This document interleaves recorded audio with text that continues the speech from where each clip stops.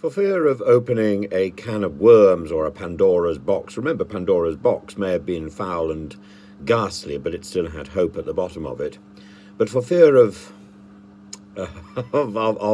of encouraging debate about something which seems to be very emotive and to elicit some of the nastiest responses that I have seen in the comment section on YouTube, I would like to point out that Andrew Bridgen's comments, his failing was to make a comparison between the vaccine rollout and the Holocaust.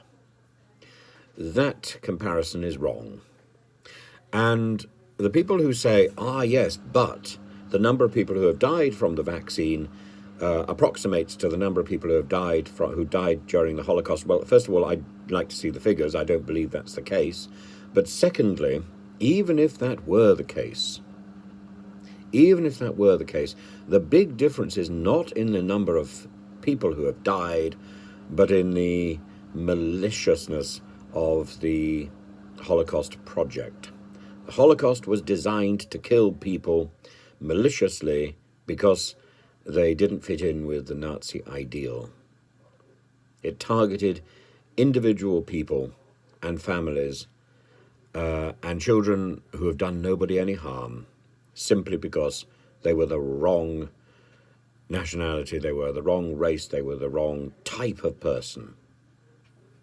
It's utterly abhorrent. There is no evidence at all that there was a conspiracy to eradicate particular groups using the vaccine program. There is no evidence at all of that malice. There may well be evidence, and it may come to light in the future, that the vaccine program was misguided and was dangerous. That may well come to light, and I'm prepared absolutely to concede that. What I'm not prepared to concede is that there was a plan, some great conspiracy to murder millions of people. That simply isn't true. There is no justification for that claim at all. And that is why Bridgen's Holocaust language is so pernicious. It makes a mockery of the many people who died in the Holocaust, my own family included, or the family, but it is simply wrong.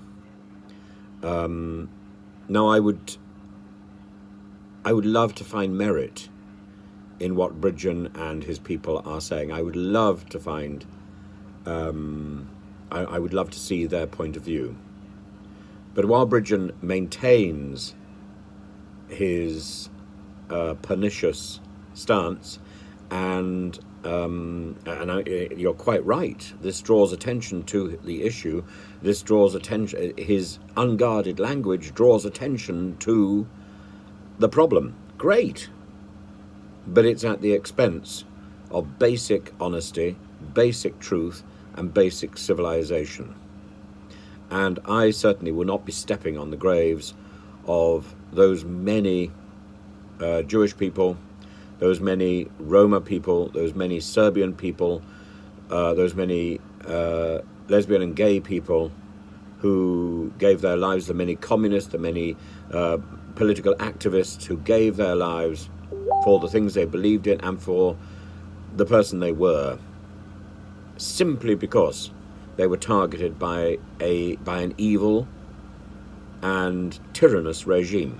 We see another evil and tyrannous regime gaining power in the Kremlin, and now is not the time to be belittling the horrors of the Holocaust, even if, as I say, they draw attention to something which may or may not be a fact. That debate is good. The debate about the vaccines is good, but not at the expense of the truth of the Holocaust. So there are a number of individuals, there are a number of people who have are taken a swipe at me for this. Actually, you know, quite extraordinary.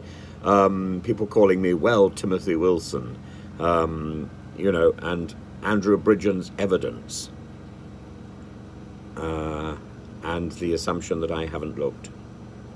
I look. I've even read Prince Harry's rubbish. I look. I read. And while I can sometimes act quickly, I don't act, I hope, in haste.